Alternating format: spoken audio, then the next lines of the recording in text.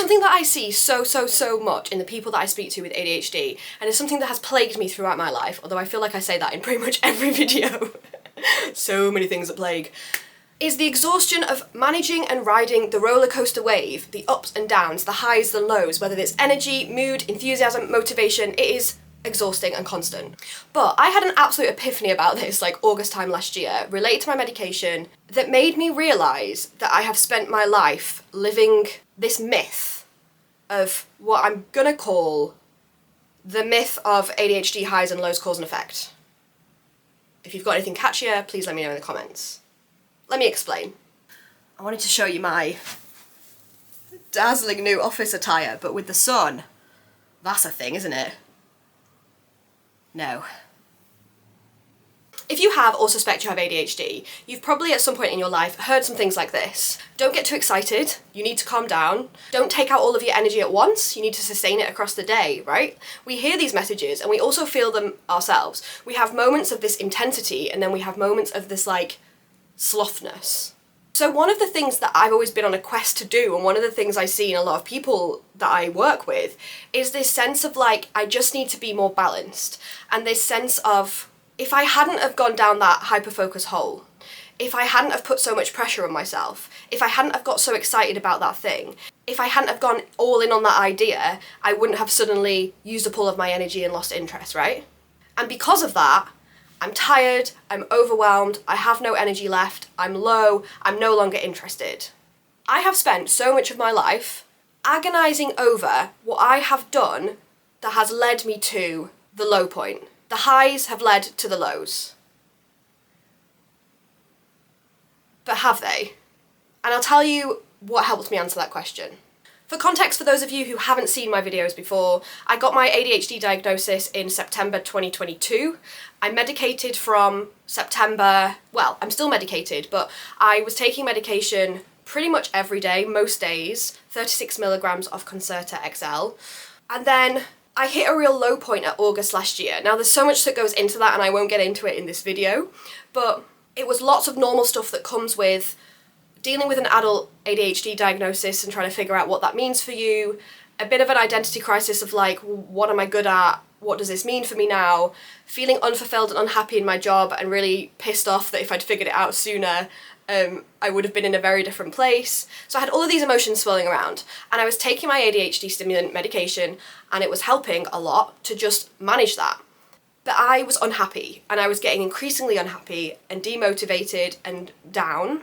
And I knew that I needed to make a change. And I started to take my medication less. And when I took it less, I realised something. Stimulants do a lot of positive things for me, and I will continue to take them. Not every day at the moment, probably 4 days a week. But one of the things they do is dampen my highness, my hyperactivity. And that makes sense, that's the kind of the point of them, right? Like they're bringing down that energy of like, da, da, da, da, da. And I need that sometimes. I need to not always feel like I'm riding this roller coaster. But I'd found myself in a place where I was feeling really low, I was feeling really shit, but I didn't have the highs. The meds had taken away my natural inclination to find joy and excitement in really small mundane things that gets me all excited. And I looked at it and thought, shit, I'm in a situation where I'm not having the intensity of the highs, but I still feel like shit. So maybe those two things have never been as interlinked as I thought they were. Now, I'm gonna just like slice off a piece of this pie. I think it's important to do so, and just put it to a side, because there is part of this that is true. Like there is an extent to which the highs and the intensity can lead to the lows and the tiredness. I saw this pattern hugely in myself before I knew I had ADHD, before I understood the impact that it has on my ability to like judge time, to prioritise stuff, the way that my motivation and enthusiasm is so intense, when I was still feeling a lot of shame to overcompensate. So there definitely are situations where ADHD will promote you to be in a state that causes an intensity or a highness that then naturally will lead to you being tired and need some downtime. But we're talking like a slice. We're talking like a slither. A snake slithers, a pie is a sliver. Mr. Rachel always corrects me on this. You know what I'm saying. I'm all about the functional grammar. You know what I'm saying. So what's the rest of the pie, right? The rest of the pie is that you have internalized this idea that high always turns to low, that good always means bad. And what happens? I feel you, I get it. You spend all the time when you're up here, high and excited, waiting for the fall, living in dread and anticipation of feeling the shame that because you are up there, you are now going to be down here. And when you're down here, you spend the time looking forward to the high, but living in anticipation and frustration that the high is only going to lead to the lowness. And that's where I think there is this myth of this ADHD mood, cause and effect. Because interlinked in all of this one is one for the hand gestures, is this ingrained sense of individual responsibility that if I hadn't have been like this, then I wouldn't be like this. And that is not how it works. We've been lied to. We've been lied to. I think this is a slight side note. But also very related. People that are not comfortable with big emotions in themselves or in others, right? This is a really perfect example.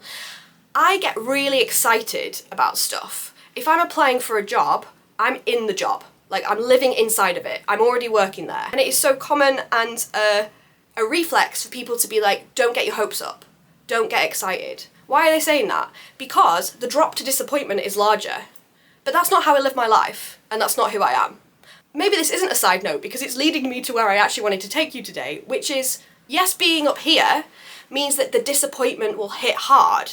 But there is one feature of ADHD that is very common among us that I think people underestimate and forget, and it is that we exist in moments. This is true for everyone, but it's even more true for people with ADHD. When you feel something, you might feel it intensely, but it is a moment. When I'm excited about that thing, it is a moment. When I'm disappointed about that thing, it is a moment, and it passes. I'm not a psychiatrist or mental health professional, but I know this from the reading that I've done. It's very common for people, especially women, to be diagnosed with bipolar disorder rather than ADHD when they have not been properly assessed. And one of the ways that people differentiate between bipolar and ADHD is the way in which mood-related symptoms start and continue. So in ADHD, your high or your low normally happens because of an event. Something has triggered that specific thing. You've experienced something that you're excited about. You've felt rejected or criticised, and so there's a low. In bipolar, there doesn't tend to be an inciting incident. There might be in some cases, but it's not always that clear cut. The other major difference is that in bipolar, those episodes tend to last over a prolonged period of time. In ADHD, that's not the case. There might, if you have a comorbid anxiety or depression as well, they might do, but the high is a moment and the low can be a moment. If you feel criticised and rejected, I feel your pain. It is an absolutely awful thing to feel, but it doesn't have to last more than a few hours if you know how to manage it. So I say all of this because there is something about the world in which we live in that I think is scared to feel extremes, and that incorrectly links them together. Incorrectly assumes that if you're up here, you will then be down there, and it will be your fault that this has led to this, and it is not. You can feel amazing, and it just be that you feel amazing. You can feel shit, and it can be nothing about what you did the day before. And managing those things is difficult. It's why I still choose to take ADHD medication, right? Because it is tiring managing those two. And I also feel a bit uncomfortable talking about it in extremes, because if you know me, or if you know yourselves, or if you know people with ADHD, it's not like we're swinging randomly from one to the other on a chaotic basis all day, every day. Sometimes it's just internal, and energy is a great one, right? Sometimes I'm full of energy and enthusiasm. Sometimes I am tired, and you know what? Quite often it's because I'm understimulated and I'm bored. But I spend so many years thinking that I wasn't eating enough, exercising enough, sleeping enough. No, I was just bored. So here's my tip on this, I guess. I'm really in a vibe at the moment with YouTube where I'm like, I have a thought, I must share it with the world. Rather than putting all of your energy into trying to be less of the high or less of the low, balancing yourself out, trying to preempt and control yourself into not being like that, right?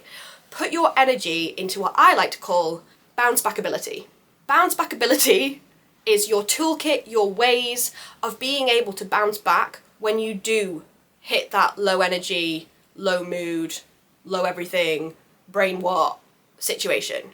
Rather than spending your time trying to stop your highs from leading to your lows, or worrying when you're high that you're going to be low, whether that's in mood or in energy levels or in enthusiasm, focus your attention on, there will be times when I'm at the lower point what is in my toolkit of bounce back ability, what is going to help me reach, not even the high, but just the next level that is above where I'm at right now. I've got some thoughts about bounce back ability. I'm going to share them in a future video, but let me know what you think in the comments, and I'll see you again at some point in the future. We're going with the flow.